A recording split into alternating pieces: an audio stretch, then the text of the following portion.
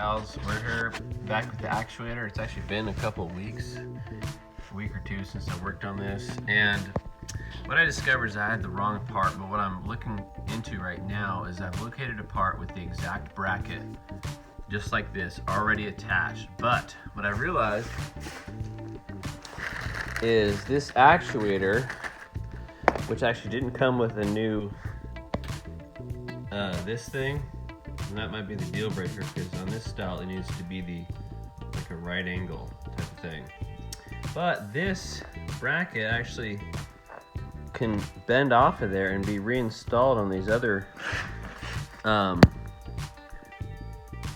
you know, so it's somewhat what do you call it, adjustable or universal. So my suspicion is that this won't work either because on the OEM bracket may not come off the old one, or now if that works then we're good to go, or it might be this thing that I would need to get a different rod that either is longer and fits, or vice versa.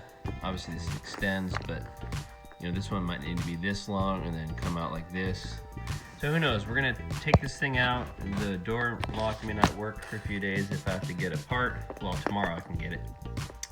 But I figured I just have to get the old one out, so here we are. So the whole point of this video is that my drill bit broke, and I was like, you know what, I'm just gonna grind this thing down. Now, the danger of grinding it down, as you can see, I'm already digging into the metal here. If this was a customer vehicle, either after you do this, you paint over that so it doesn't rust, or you just don't nick the side, which is pretty tough. But I'm gonna grind this whole space down. Well, I'm actually gonna just concentrate on the center, see if I can get that thing to punch out. I probably can punch it out now, actually. Let me see if I can do that.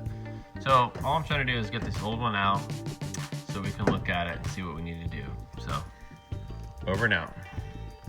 All right, ladies and gents, I should have kept pushing earlier, but my wife needed to drive her car, so I really couldn't risk, you know, her door being apart. So this is the old one. I actually had to break the the factory one comes with this big old hood, which I like, but I'm not worried about putting it on there. I disconnected the electrical. I was able to pry off the bracket before I got it out of the door. And then last thing I did was actually snap this plastic neck to get this to, you know, so you have to basically, you know, get it across, and you got to be able to turn it like this to get it out. So you got to kind of break that. So I'm hoping that this is, of course, going to go in, you know, relatively simply, line up, and then I'll be able to fit my bracket on there. Sorry guys, I'm filming with my left hand and doing things with my right. I'll put the appropriate bracket, which I've already learned is this one. So how it should operate is that this will be like that right here, because I remember the electrical harness had to be taken apart from the you know, the outside facing. So I know this is going to go on this. That was my question on how that worked. So what I'm going to do is I'm going to focus on getting this hooked up to the door latch, and then I'm going to hook up the bracket, and then I will hook up the electrical connector and line everything up, make sure everything works. You know, I'll back up the this bad boy, make sure it works. And then what I'll do with this, I'm thinking instead of a rivet, I'll probably just use a very short bolt and nut, as long as there's nothing, what's it called, you know, impeding. There's nothing really going on here, I don't think. So you gotta double check that sort of thing. And then last but not least, here's the drill, the grinded out face. So sorry for this filming, everybody. It's like, so as you can see, it's obviously metallic, it's not that bad. It's a very nice flush that's a good way to get rid of a rivet if you can't drill it out. So I'll put some anti-rust over this, because yeah. In fact, this thing's 1998. This is my worst patch here I'll have to take care of. This will be another project. What I did is I just very crudely sprayed it with anti-rust, but as you can see, there's a hole here, and it's just been rusting for some reason right here. I'm sure rust is, you know, starting to attack this thing. It's 21 years old, so, you know, things are gonna happen. Anyways, guys, I'm gonna put this back together. I kind of explained how I'm gonna do that. If you have any questions, just let me know, and hope all is well with your project.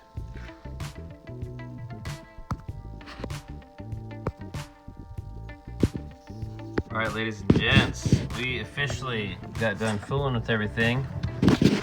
So the way to install this, so this Motorcraft part worked great. I had to disconnect the metal rod from the plastic piece, which I broke one tab, but it's solid, it ain't going anywhere.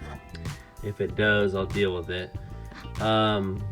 Which I'm just realizing that wire is kind of not where I want it to be there.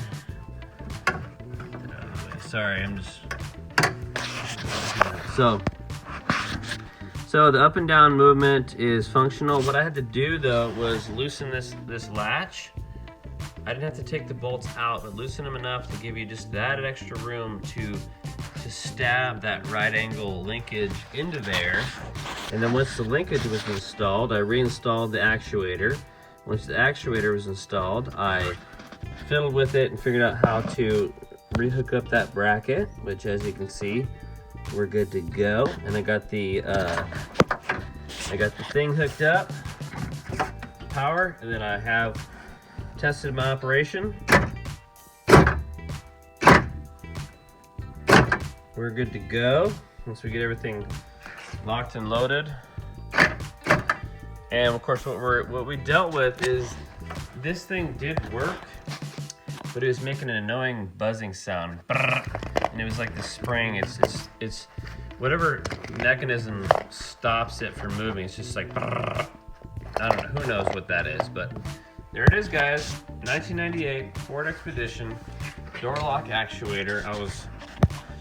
Some of the videos, there's a couple videos out there that are good at explaining how to do the door panel and how to actually just quote replace it, but none of them covered how to do the aftermarket actuator, because they did sell an actuator at AutoZone of this type with the bracket already installed for like $80. I got this one from Amazon for like 40, 50 something, and then lo and behold, that bracket just comes right off of the actuator, and I couldn't find that information anywhere.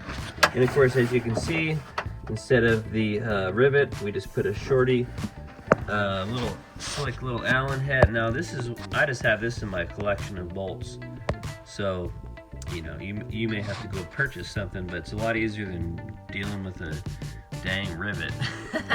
And then of course I painted that. I'll probably paint a little bit more here.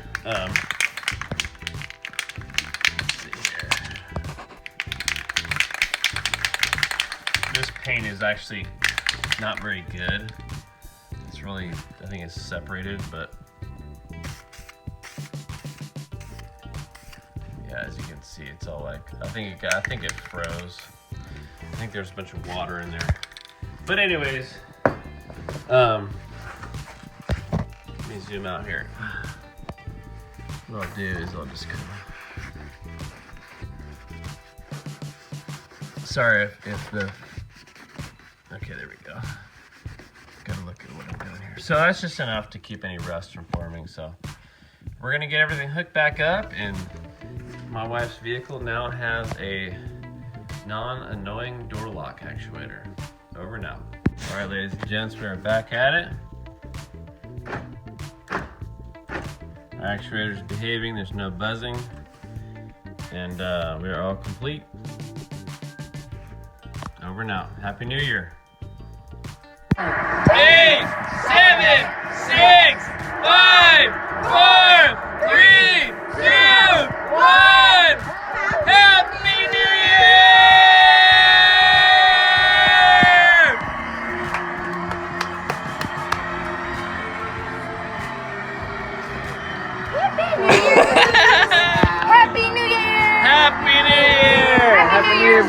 Happy New Year, Dad! Happy New Year, Happy New Year!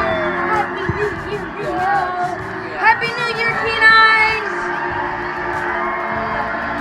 Happy New Year! Where's Paul?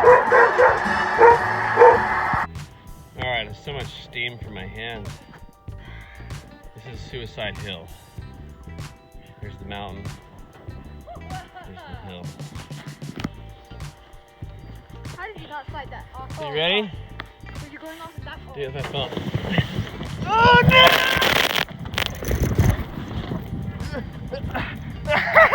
Oh my goodness!